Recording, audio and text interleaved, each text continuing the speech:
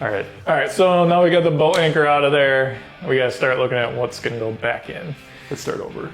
What do you mean? Because I said all right, and then you started right when I said all right. Yeah, all right. That's a weird way to start an episode. Not if you're Matthew McConaughey. We are not.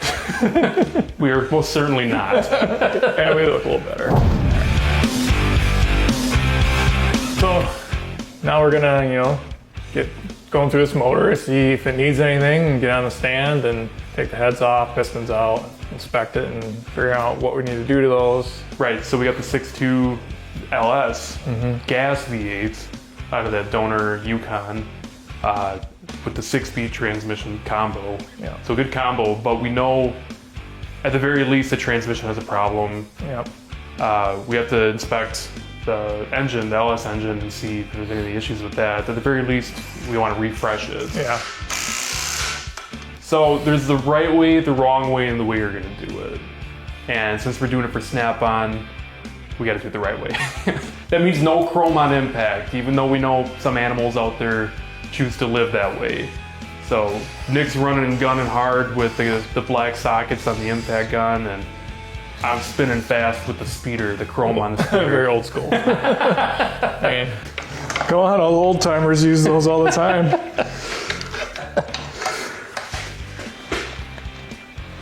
All right, give me the power tools. No, keep going there, old man. All right, manifolds. This one's got 4 bolts left out of 6. Not bad, not bad. Let's try it without FDX first, otherwise we might need to get bailed out. I'd go switch FDX right away. Oh, no, we're good. Good. Nick hates this ratchet, but it's like always been one of my favorite ratchets. Both broken off below flush. That's Your unfortunate. specialty. I have to get the welder out for that one. Wow. Going right for the impact, huh? I'm a little bit nervous about how much work you're gonna make for me to extract these.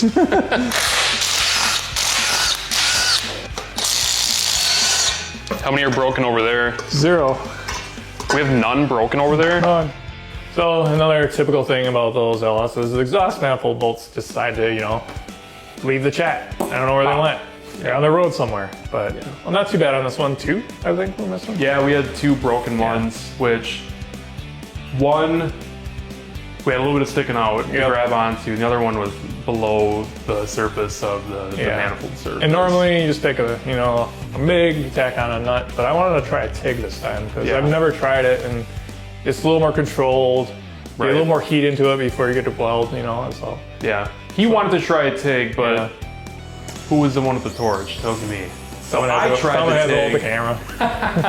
So, no, we got it out though. Both ways worked actually pretty well. Yeah.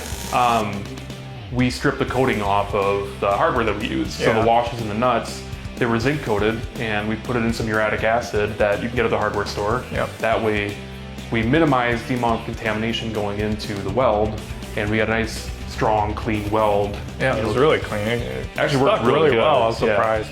So tip, keep some acid in your toolbox, but don't let it leak in your toolbox because that will wreck your toolbox. Yeah.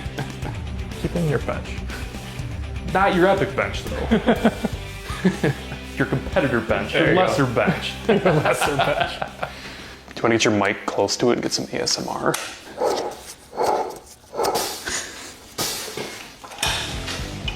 Well, the big reveal.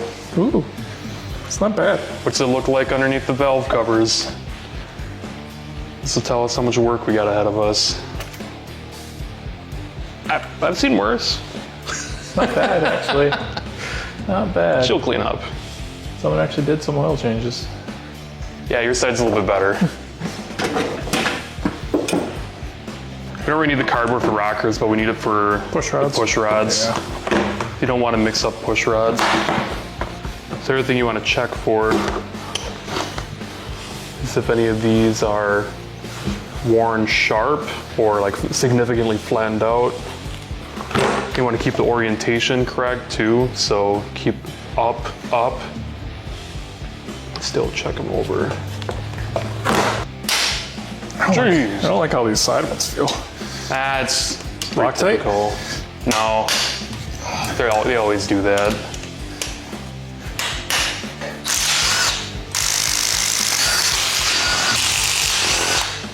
America's favorite needle nose. So we pulled the heads off, and well, we found a score in the cylinder, which is a little concerning. Normally, Not too deep, but you can catch it with your fingernail. that's the concern, right? Yeah. Like we can catch a fingernail on it, and then it's like, does it burn oil? Like, yes. We looked at the Yeah. plugs, we could see it. We know it's an LS. So we know that the cylinders have probably worn out of round. They're probably a little tapered too. Yeah. We're gonna have to check that. We gotta pull the cam, still look at that. Yeah, just thorough inspection. And then start tearing the strands down too, see what's going on with that. Chains didn't usually go bad on these. What the is going on here? See, I've never seen a drain plug like that before. A fair amount of RTV on it. So while we're, had the engine on the stand, we're turning it over to get the crank out, and little dribbles came out, and George decided to pause. I said, oh, let me go get something to contain the spill. And I came back. I didn't think there was anything left in it. I doubt that. I think if we roll back the camera, when I'm gone and the camera's still there, we'll see him with a big grin on his face cranking this it's a thing smooth over. crank, man. I just was in a dream state, just crank, crank, crank, crank, crank. Pardon my French, but it's you can bleep that. Won't be the last spill. Yeah, like there's just bosses in here. Weird. You get a little bit of schmoo down in there. Not bad though.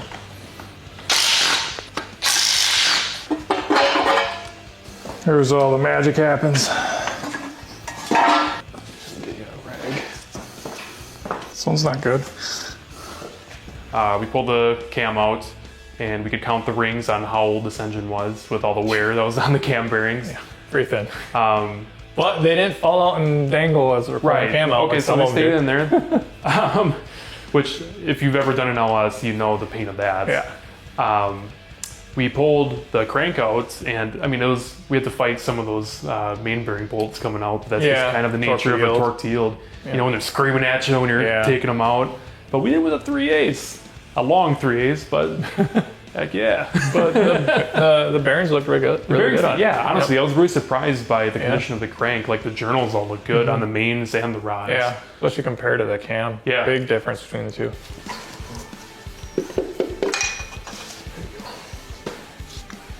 Glad that's made. They fit together perfectly. And gives them more strength when it's fractured, which is a little weird to think about, but Jesus. whew.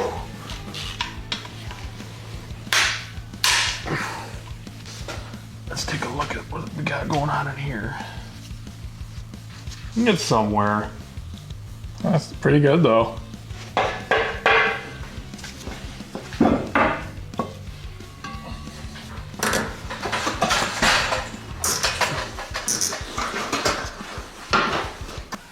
All right, so we got to pull the valves out of the heads and get ready to bring these to the machine shop. Mark them so we know which valve came out of which location and which head. This is a pretty cool tool we have from Lyle. But yeah, basically we're using the rocker stud location to drive that fork down to compress spring to get that keeper to pop out. I have to imagine this is something you could do on car if you wanted to as well. Yeah, do you like flip it over and like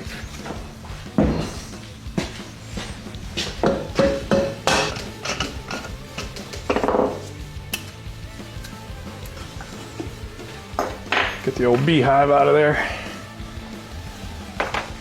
gotta make sure you don't have any big dents, like it's like a ridge basically that'll wear in to the valve seats. And if we had that, we'd have to do a valve grind, which, I mean, we could do, but I don't want to do more work if we don't have to. So we got the motor taken apart. Now we know that there's a problem with the trans, so let's get that thing taken apart. Yeah, I was a little worried before we popped that pan. I thought there was gonna be a ton of metal in it. Why did you wear like your best like Eastern European sweatsuit over here? Why not? Comfortable. I love sleeping in it. Why? So you're gonna wear what you're sleeping in to the garage? I'm not getting dirty. And then we'll swing it up. Do you want to reposition? Yeah. Oh, baby. So we're gonna rebuild the trans. We're gonna go through it, replace the parts that are known, you know, failure points and stuff like that. Put a little bit more, we don't call it insurance, you know, some pieces like that in there. But one of the main things we're gonna do is address the torque converter, which is the main point of failure, and why anybody who's building anything with a 6-speed in it, they're putting a built converter in there. We'll talk to the guys at the transmission shop and see what else they recommend for parts to replace to make sure we make it to Florida. Let's roll it over. Should we go one more? Yeah.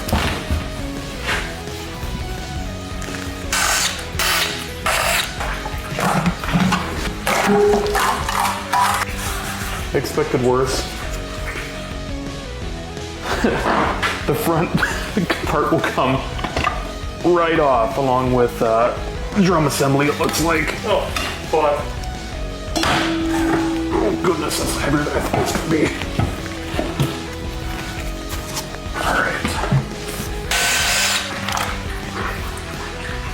Alright. But underneath this gasket plate here, we have something else that's a common point of failure. Like, this is where like all the fluid runs in and out of these solenoids here. And when it's packed full of this junk, you get really poor flow. So that's one big thing that the transmission guys recommended I take a look at, was servicing these, the seals and the discs that are in there, putting in new ones, and like just making sure we use a buttload of brake cleaner to clean everything out of there.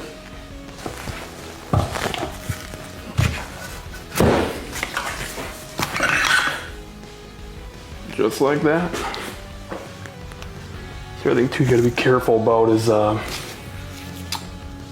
these different washers like this, because I don't know if this is a directional one, but they can be directional. So this is a half that we'll bring to get machined. So if you take a look at it, you can see these deep grooves. Oops. Right here that you can actually catch your finger in. And that can cause a number of problems with the actual pump being able to perform properly. So this one they can actually chuck up in the lathe and they can turn it and resurface it. And you'll see that once we bring it to the shop. So I'm not gonna be able to finish this tonight, but there's this monster snap ring. It's like 9.5 inches diameter. That's gotta come out, and I forgot to bring home our lovely SRP 26 super big snap ring pliers that's actually made for these 6-speeds. So I'll have to grab that from work and bring it back here. We were pleasantly surprised. We pulled the pan off and it wasn't that bad. We didn't see any chunks of anything in there, and that is like the worst with that 6L80, because if that torque converter clutch is metal on metal inside of that torque converter, it sends metal everything downstream of that, and like it'll take out the pump, and once the pump's taken out, it's just carnage everywhere. This thing went into limp mode. We knew we wanted to do a build converter no matter what. Yep. So we're gonna get that up to the transmission shop, Dunham's. So we gotta make sure everything that is like gonna be machined, whatever is taken out and ready to go up there. And yeah, so now that's at a state too that once we can head up to West Dallas, like we're good to go. Yep. I didn't want to, but we had to take the bed off. So we're gonna pull the bed off of a 1984 Chevy that's been up north for, I don't know, I mean, long enough.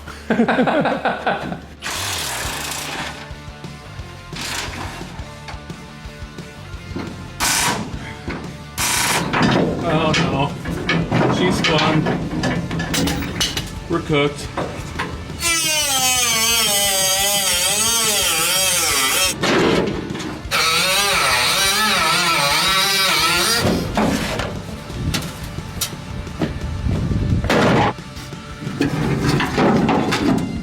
See, I'm not prying with this. I'm prying with this.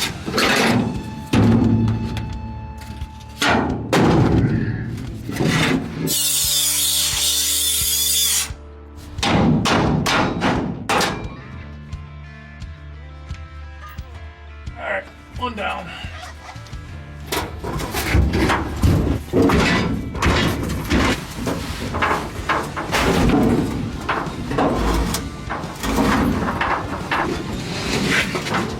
But we got it. I mean, we had to do some cutting, some prying, Yeah, kind of like taking the front wheel. bumper off. That cutoff wheel was Yeah. really the MVP here.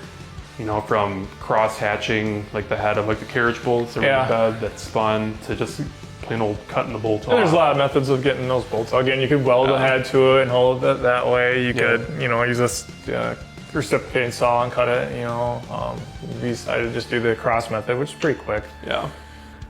We sent a couple carriage bolt heads into the atmosphere, I think. Yeah, you once it definitely hit your finally neighbor's broke roof. free. One of them did. He might watch this. Don't say that. Well, spoilers, the one hit your roof. You know, we're working on this thing too, and we're like getting dust in our eyes and stuff like that. And then you had the good question, and you're like, where's this dust from? Because this thing was deployed too. Yeah, it was We were very pretty sandy. Sure. Yeah, so where in the world did this sand come from? Yeah.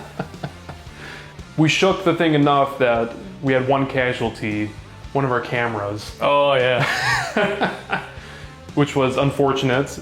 We're lifting this thing off, and we got this thing like suction cup to the window, trying to get like this cool like shot, whatever. And I don't know, I think it's I'll cool. teach you. Yeah, so much. Look, we're not like it's. No more Tarantino for you. We've said before, we're not camera people, we're car people, and we just happen to have cameras for this. This is our first time, and we had our first drop. We dropped an expensive camera, and we're trying to lift this bed off, and I hear something fall, and I'm like, what was that? And you're like, don't worry about it. I'm like, I'm a little worried about it. Like, oh, it's my camera! But don't worry about it. Now we can see around corners. Sue?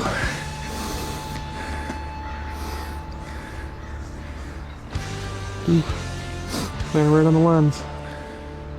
My lens is right.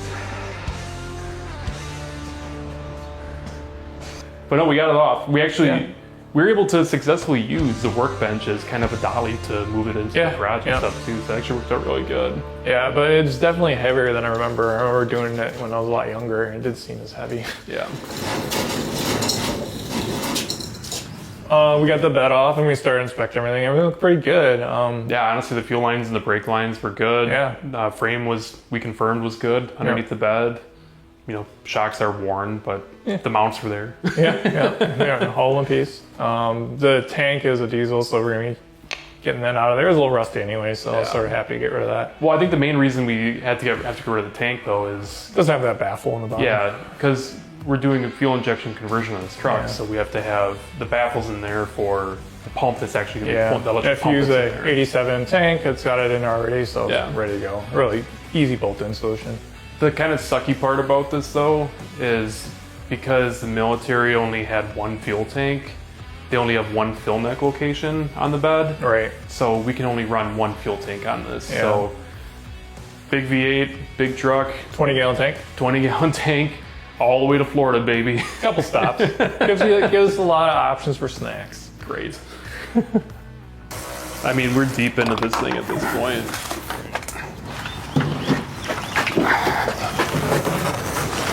It wasn't even that heavy. That's because I'm holding the heavy end. Got it? You're good. You're out. Yeah, I don't know what that's for. Bullet hole. That's what I pull. We got the bed off. Got the fuel tank out. We gotta get the cab off. Why'd you agree to take the cab off? We might as Because well. we were already there, right? We're We got already one there. piece left. It's 4 more bolts. Whatever.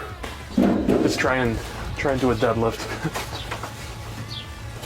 Oh god, It's so front heavy. it's the front half, yeah. But you know what we might be able to do? Is there anything we can attach on the front and then use the hoist and relift the back? I mean, most people would do this part with a hoist, where they would go on the pinch welds, they lift it up. Yeah. We don't have a hoist. I mean, we've proven that many times over now that we don't have a hoist. Yep. So we had to take an creative. unconventional method of taking it out. Yeah. I mean, the snap-on engine hoist is more than enough to take this thing out. Does a lot of things. Yeah, and Yep. so not only can it pull a motor and trans, the whole powertrain, they can pull a cab off of a frame. Yeah. At least a single cab. Yeah. I will try a crew cab. We couldn't, I mean, what else were we supposed to do? Because we couldn't lift it up because it's so front heavy because Yeah. all the sheet metal is up front where the dash is. And all our friends have left us because all we do is work on cars. So. Yeah, I mean, it's you, me, my driveway, and your pulling dog. this truck apart. All right. Lift it up.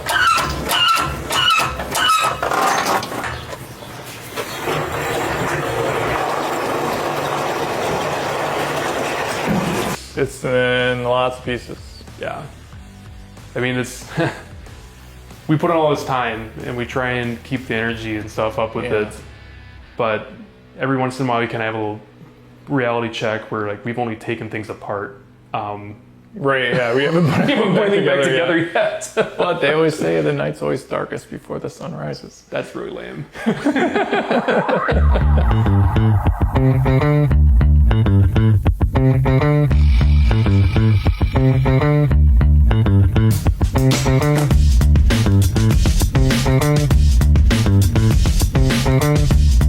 That's what we're gearing up for. It'll be fine. As long as it doesn't rain. That's like famous last words, like it'll be fine. Yeah, we're also doing this outside too, so the rain's kind of